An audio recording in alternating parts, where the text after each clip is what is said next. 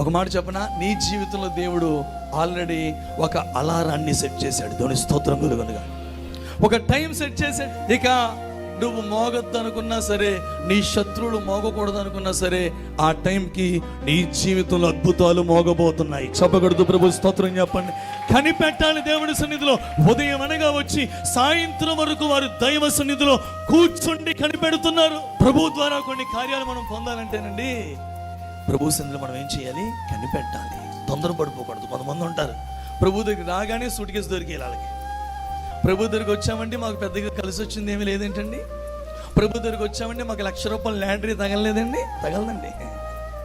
ప్రతిదానికి ప్రభు సమయాన్ని నిర్ణయం చేశాడు. ఆయన అంటాడు కదా, పేతురు రాసిన మొదటి పత్రిక 5:4 వచనంలో, ఆయన బలిష్టమైన రెక్కల చాటున మనము దీన మనస్సు కలిగిన వారిగా ఉంటే తగిన సమయంలో ప్రభు నీ జీవితాన్ని హెచ్చించబోతున్నాడు.